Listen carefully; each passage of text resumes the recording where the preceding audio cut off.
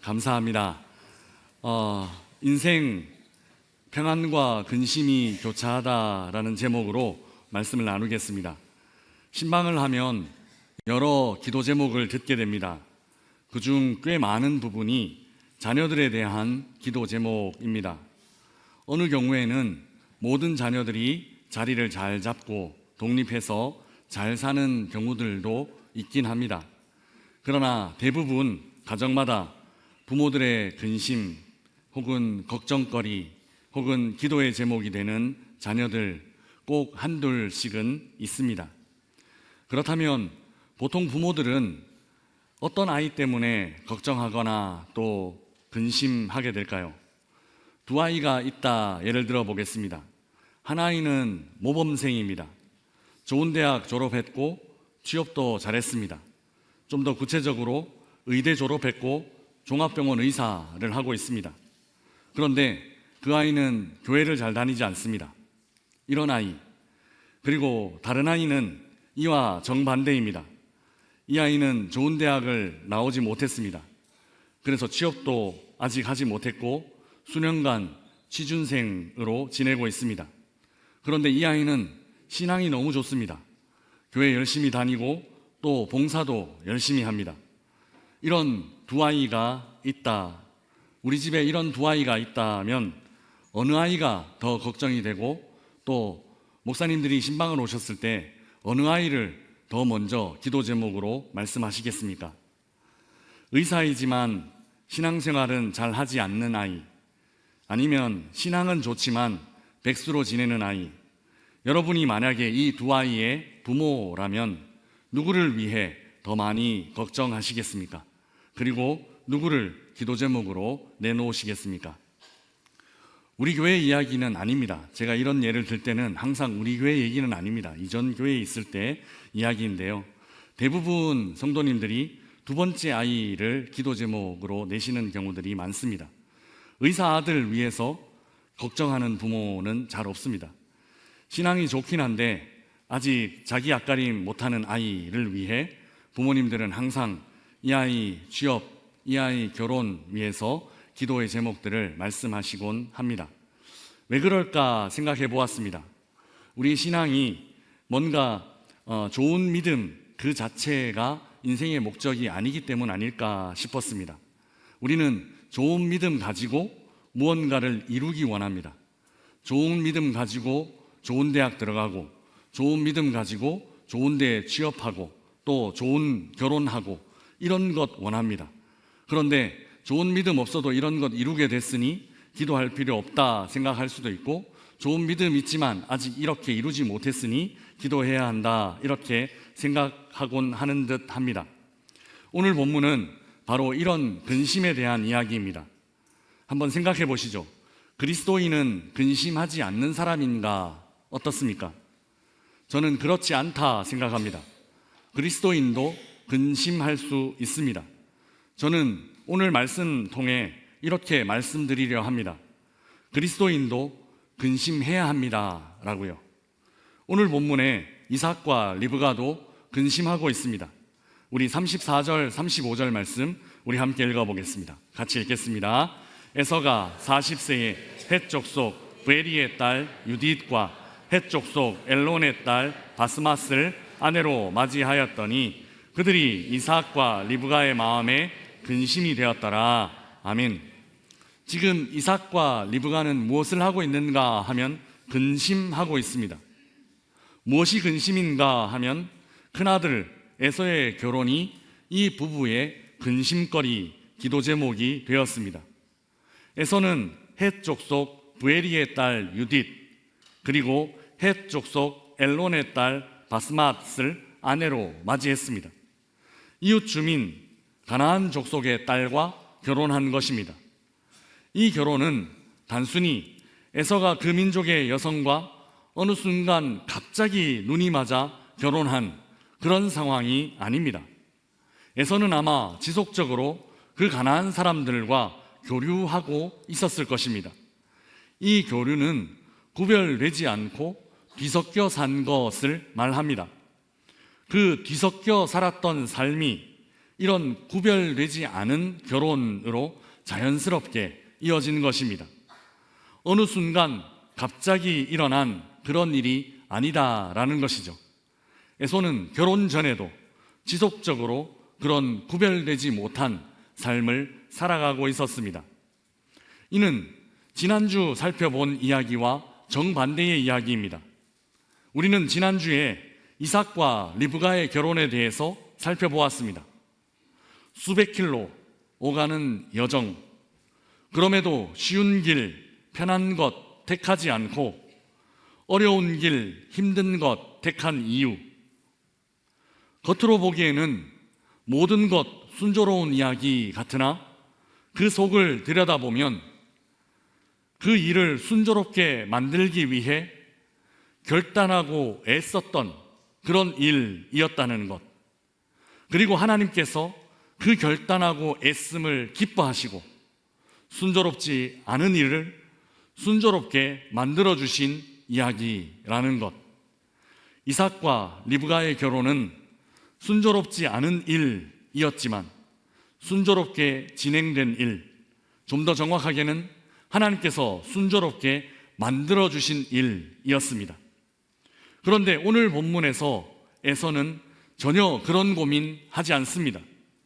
순조롭지 않은 결단, 순조롭지 않을 결단, 구별되는 삶에 대한 각오, 이런 것들이 전혀 없다는 것입니다. 그저 편한 대로 만나고 그리고 결혼하고 뒤섞여 살아가는 그런 모습을 보여주고 있습니다. 이 모습이 이삭과 리브가에게 근심이 되었습니다. 구별되어 살아야 할 믿음의 자손들이 그런 구별된 삶 아니라 편한 대로 뒤섞여 사는 모습을 보고 부모의 마음에 근심이 된 것입니다. 근심이라는 이 말은 쓰다라는 말에서 나왔습니다. 쓰다라는 말은 우리 어디서 들어본 적이 있을 것입니다. 수요일 출애굽기 묵상할 때 출애굽한 이스라엘 민족이 물이 없어 목말라 했습니다. 어찌어찌 물을 발견했지만 그 물은 마실 수 없는 물이었습니다. 이 물을 성경은 무엇이라 표현하고 있나 하면 쓴 물이다, 히브리어로 마라라고 그렇게 표현하고 있습니다. 이 마라라는 표현이 바로 근심이라는 표현입니다. 히브리어 원어에는 모랏, 그러니까 마라가 변형된 모랏, 루아흐, 영혼의 씀이라고 번역이 되어 있는데요, 우리가 잘 쓰는 표현으로 마음의 쓴뿌리라는 말이 바로 이 단어 여기에서 나왔습니다. 그런데 이렇게 이 부부가 근심하는 모습은 사실 이 두 사람에게는 굉장히 낯선 모습입니다. 굉장히 익숙하지 않은 모습입니다. 보통 우리가 근심할 만하다, 이 지점에서는 아마 모든 사람들이 근심할 거다 하는 지점에서 이삭과 리브가는 전혀 근심했던 흔적이 없기 때문입니다. 오늘 우리가 읽은 본문 26절에서 33절까지의 단락은 이삭과 아비멜렉이 언약을 맺는 장면입니다. 이들은 왜 지금 언약을 맺고 있는 것일까요? 여기 이 언약 맺는 이야기 안에 보통 사람들이라면 근심했을 법한 이야기가 숨겨져 있습니다. 먼저 오늘 본문 바로 앞에 있는 14절에서 15절까지 말씀 우리 함께 읽어보겠습니다. 같이 읽겠습니다. 양과 소가 때를 이루고 종이 심이 많음으로 블레셋 사람이 그를 시기하여 그 아버지 아브라함 때에 그 아버지의 종들이 판 모든 우물을 막고 흙으로 메웠더라. 아멘. 이삭이 부자가 되었습니다. 바로 앞 12절 13절에는 하나님께서 이삭에게 100배를 추수하게 하셨다, 그렇게 기록하고 있고, 이삭이 거부가 되었다라고 그렇게 설명하고 있습니다. 이삭은 그 지역에서 매우 유명한 부자가 되었다라는 것이죠. 부자가 되는 일, 이 일은 좋은 일이지만 그 일 때문에 좋지 않은 일들이 연속해서 일어났습니다. 이삭은 부자가 됨으로 주변 다른 부족들에게 시기를 받게 되었습니다. 블레셋 사람들이 이삭을 시기하기 시작했습니다. 그리고 이 시기는 그저 감정 싸움에만 그치지 않았습니다. 실제로 피해를 입게 된 것입니다. 블레셋 사람들이 이삭의 우물을 막아버렸습니다. 성경은 아버지 아브라함이 판 모든 우물을 다 막았다, 그렇게 기록하고 있습니다. 사랑하는 여러분, 지금 이삭이 겪고 있는 이 상황을 한번 상상해 보시기 바랍니다. 어떤 상황일까요? 근심할 수 있는 상황일까요? 아니면 근심할 필요 없는 상황일까요? 보통 사람들은 여기서, 이런 지점에서 당연히 근심할 것입니다. 그런데 성경은 여기서 이삭이 근심했다라고 말하지 않습니다. 이어지는 이야기는 더 심각합니다. 이 괴롭힘은 일회성으로, 한 번으로 끝나지 않습니다. 주변 부족 사람들이 어떻게 이삭을 괴롭히는가 하면 이삭을 따라다니면서 괴롭힙니다. 19절에서 25절, 오늘 본문 바로 앞까지 이삭이 판 우물 이름만 몇 개가 등장하는가 하면 3개가 등장합니다. 20절에 에색, 다툼이라는 이름의 우물, 그리고 21절에 신나, 대적이라는 이름의 우물, 그리고 22절에 르호봇, 넓음이라는 이름의 우물, 이렇게 알려진 것만 3개나 우물을 팠습니다. 이렇게 여러 우물을 판 이유, 그 이유는 계속해서 이삭이 옮겨 다녀야만 했기 때문입니다. 왜 옮겨 다녀야 했나 하면 다른 부족 사람들이 따라다니면서, 이삭을 따라다니면서 괴롭혔기 때문입니다. 따라다니면서 이삭이 우물 파놓으면 그 우물 덮어버리고, 또 다른 곳에서 이삭이 우물을 파놓으면 그 우물 메워버리고, 그렇게 이삭을 괴롭혀 왔습니다. 여기 이삭이 사는 곳은 중동 지역입니다. 우물이 없으면 생업, 즉 가축을 기르는 일을 할 수 없습니다. 그런데 문제는 더 심각합니다. 가축 문제보다, 그 생업 자체의 문제보다 더 근본적인 문제는 생존입니다. 물이 확보되지 않으면 그 사막에서는 살아남을 수가 없습니다. 생존할 수가 없다라는 것입니다. 그런 우물을 누군가가 와서 덮어버리고 또 메워버렸다라고 한다면 보통 사람들에게 이 일이 근심거리가 되었을 것입니다. 보통 사람들에게는 이 일이 그저 그런 근심거리가 아니라 아주 큰 근심거리가 되었을 것입니다. 그런데 여러분, 성경은 이삭이 이 일로 근심했다 말하지 않습니다. 여러 번 괴롭힘을 당하는 동안 단 한 군데도 이삭이 근심했다, 이삭과 리브가가 근심했다, 마음에 쓴뿌리가 되었다 말하지 않습니다. 이삭은 그럴 수 있다는 듯 그저 옮겨다닙니다. 그리고 그 옮겨간 곳에서 다시 그저 태연하게 다시 우물 팔 뿐입니다. 예전에 가게를 하시는 분의 이야기를 들은 적이 있습니다. 원래 그 가게 위치는 그렇게 좋은 위치가 아니었습니다. 소위 사람들이 자주 오가는 그런 길목, 좋은 길목, 몫이 좋은 곳이 아니었습니다. 그래서 주인에게 굉장히 싸게 세를 얻었고 장사를 시작했다 들었습니다. 인테리어 등 초기 비용이 꽤 들어가기는 했지만 장사가 잘 되었답니다. 그러자 그 집주인 마음이 바뀌었습니다.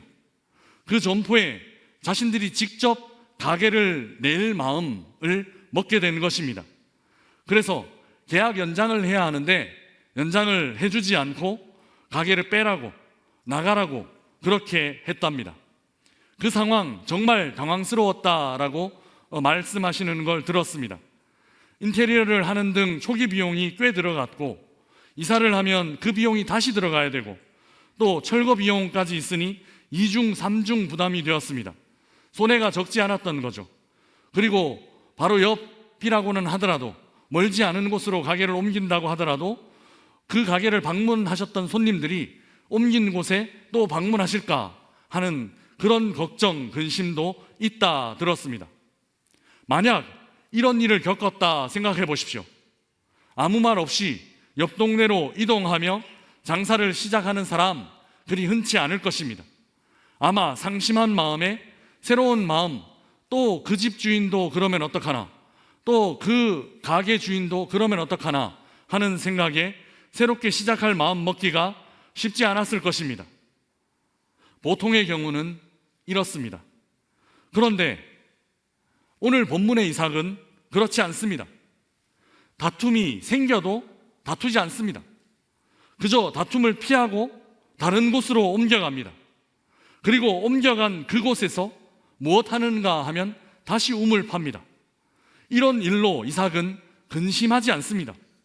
성경은 그 어디에도 이 일로 이삭이 근심했다, 우물 빼앗긴 일, 우물 메꿔져 버린 일, 이 일로 근심했다, 그렇게 성경은 그 어디에도 기록하고 있지 않습니다. 이렇게 근심하지 않는 이삭의 모습을 보고 시기하고 괴롭혔던 사람들이 놀랍게 변화됩니다. 서로 언약을 맺자, 이렇게 다가온 것입니다.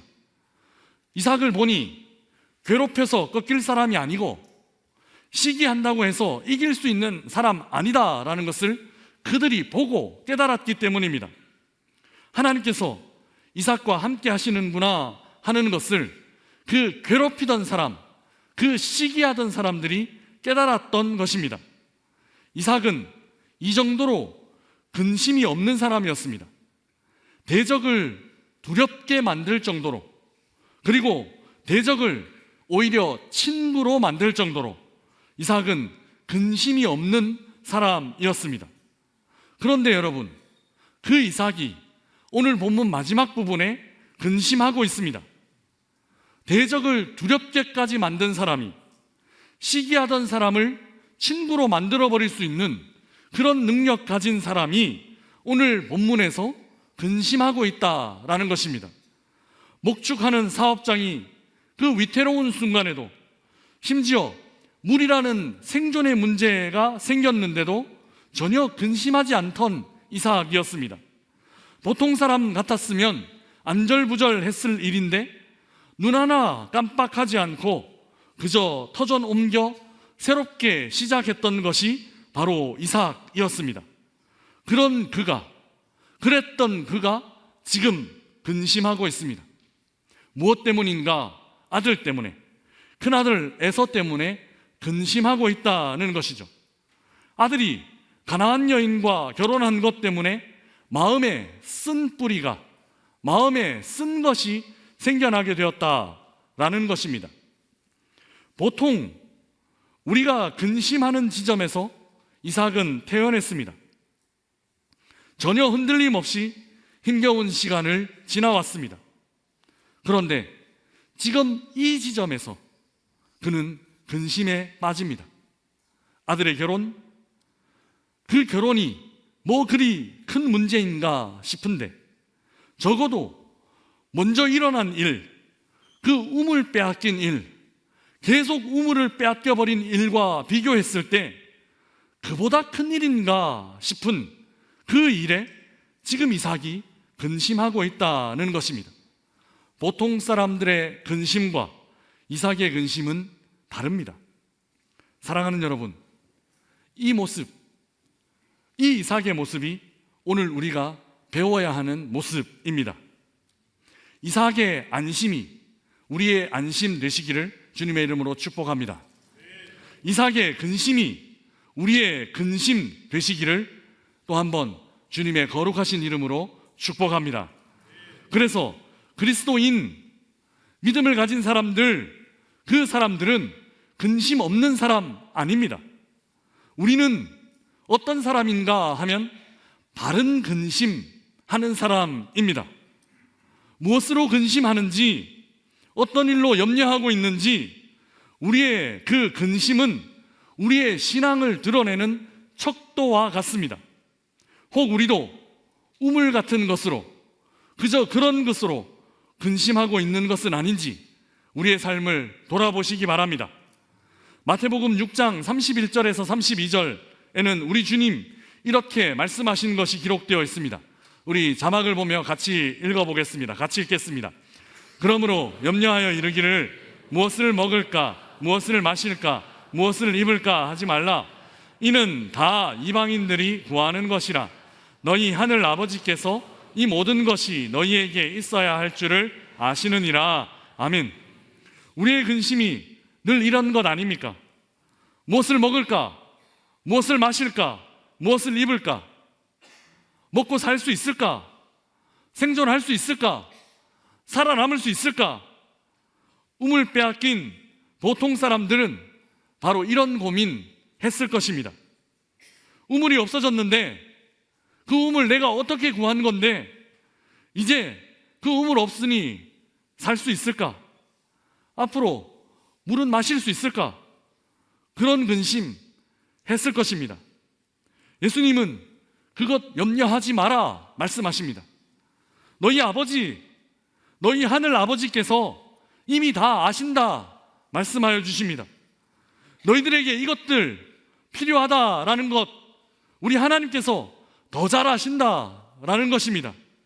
그러니 염려할 필요 없다, 근심할 필요 없다는 것입니다. 이런 예수님의 말씀을 이미 알고 있었다는 듯 이삭은 그 문제로 전혀 걱정 근심하지 않습니다. 조금의 흔들림도 없습니다. 그저 안심하고 있습니다. 우물이 필요하다면, 내게 만약 우물이 필요하다면 저 하나님께서 주실 것이다. 중요한 것은 우물 아니다. 그 우물 주실 수 있는 하나님이다. 이것이 이 이야기 안에 나타난 이삭의 고백입니다. 아버지 아브라함이 아들 이삭이라는 선물이 아니라 그 선물을 주신 하나님을 택했던 것처럼 이삭도 우물이 아니라 그 우물을 주실 수 있는 하나님을 선택하고 있었던 것입니다. 그래서 보통 사람이라면 당연히 근심했을 법한 일에 전혀 근심하지 않을 수 있었던 것입니다. 그런 그가 지금 무엇하고 있는가 하면 지금 근심하고 있습니다. 무엇 때문에요? 아들 때문입니다. 왜 여기서는 근심하게 되었을까요? 그것은 아들이, 그 사랑하는 아들이 선물을 주신 분을 떠날 위기에 처해 있었기 때문입니다. 우물은 떠나도 우물을 주신 분과는 동행할 수 있습니다. 그러니 그것은 근심거리 아닙니다. 안심할 수 있습니다. 그런데 아들이, 지금 그 아들이 아들을 주신 바로 그분을 떠날 위기에 있었습니다. 선물을 주신 분을 떠날 위기 안에 그 아들이 놓여져 있는 것입니다. 구별되지 못하고 가나안 사람들과 섞이게 될 위기 안에 있었던 것입니다. 이것이 바로 이삭과 리브가의 근심거리였습니다. 이것은 바른 근심입니다. 이것은 잘하는 근심입니다. 이것은 거룩한 근심입니다. 그래서 우리가 해야 하는 근심입니다. 사랑하는 명선의 가족 여러분, 지금 무엇으로 근심하고 계십니까? 우리 그리스도인들은 근심하지 않는 사람들 아닙니다. 우리는 세상과 다른 근심하는 사람들입니다. 근심하지 않아도 되는 것 근심하지 않고, 근심해야 하는 것 근심하며 사는 우리 명선의 가족들 되시기를 주님의 이름으로 축복합니다. 우리가 근심하는 것들이 우리의 신앙을 나타냅니다. 우리가 염려하는 것들이 우리의 믿음을 보여주는 것입니다. 우리는 보통 사람들과 다른 근심해야 합니다. 근심하지 않는 것 아니라 다른 것을 근심해야 한다라는 것입니다. 믿음 안에 있으려는 근심, 하나님께서 기뻐하시는 선택하려는 근심, 그런 근심 하시기를 주님의 이름으로 축복합니다. 사랑하는 여러분, 우물을 잃는 정도로 근심하지 마시기 바랍니다. 하나님께서는 더 좋은 우물을 이미 준비하고 계시기 때문입니다. 너희 하늘 아버지께서 이 모든 것이 너희에게 있어야 할 줄을 아시느니라. 우리 주님의 말씀을 믿음으로 우물 따위 아니라 우물 주시는 하나님, 그 하나님 바라보며 사시는 우리 모든 명선의 가족들 되시기를 주님의 이름으로 축복합니다. 사랑하는 여러분, 우물을 주시는 하나님을 잃을까? 우물을 주실 수 있는 그 하나님을 잊어버릴까? 그것 근심하시기 바랍니다. 하나님을 잃는 것은 모든 것을 잃는 것입니다. 우물을 걱정하는, 우물에 목숨을 거는 보통 사람들과 구별되지 않으면 어떻게 하나? 그 사람들이 걱정하는 것 나도 걱정하며 살면 어떡하나? 그런 걱정하시기를 바랍니다. 이제 시작하는 한 주간, 그리고 이제 시작하는 올해의 절반을 바른 근심하며 사시기를 주님의 이름으로 축복합니다. 세상과 구별되지 않고 뒤섞여 살지 않도록 나 자신 돌아보고 또 점검하며 이 근심 통하여 우리의 믿음이 자라나고 성장하여 그리스도의 장성한 분량이 충만한 데까지 이르는 그런 우리 온 명선의 교우들 되시기를 주님의 이름으로 축복합니다. 우리 주신 말씀 생각하며 함께 찬양하겠습니다. 오직 예수뿐이네 찬양, 우리 가사를 생각하며 함께 찬양하겠습니다.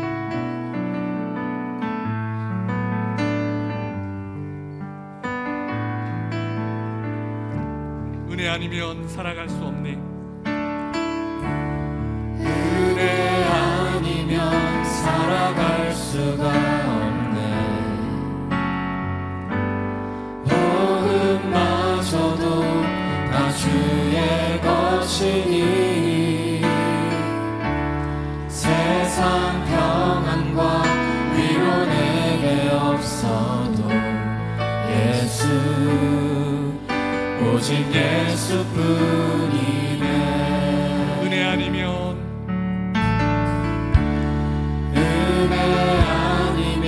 살아갈 수가 없네.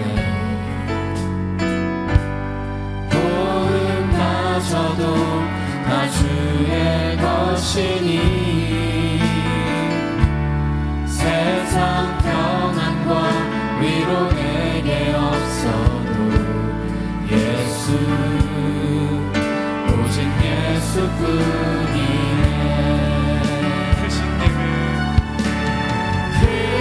신대회 가볼 수도 없고 작은 고난에 지쳐도 주께 묻기 나의 모든 삶 버티고 견디게 하시네.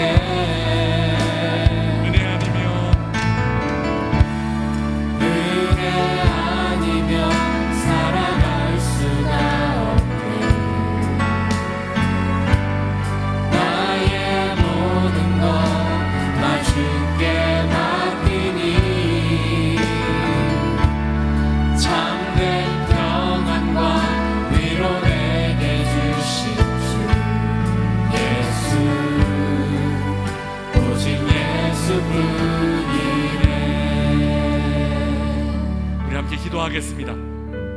근심하지 말아야 할 것 근심하지 않게 하시고 근심해야 할 것 근심하는 저희들 되게 하여 주옵소서.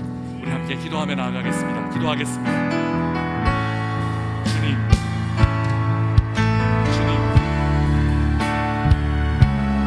우물 따위로 근심하지 않겠습니다. 겨우 그것들로 근심하지 않겠습니다. 주님, 그 우물을 주신 분과 멀어지지 않을까 근심하게 하여 주옵소서. 그 우물을 주신 하나님 잊어버리지 않을까, 잃어버리지 않을까 걱정하는 저희들 되게 하여 주옵소서. 거룩한 근심, 바른 근심하는 저희들 되게 하여 주옵소서.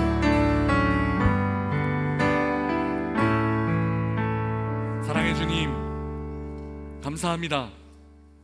늘 우물만 바라보며 우물 걱정만 하고 있는 저희들 아닌지 돌아보게 하여 주옵소서. 또 우물만 바라보며 우물 주시는 분을 잊어버리고 사는 저희들 아닌지 돌아보게 하여 주옵소서. 근심하지 않아도 되는 것 근심하다가 근심해야 하는 것 지나치는 일 없도록 바른 근심하며 사는 저희들 되게 하여 주옵소서. 감사합니다. 우리 주님 예수 그리스도의 이름으로 기도드리옵나이다. 아멘.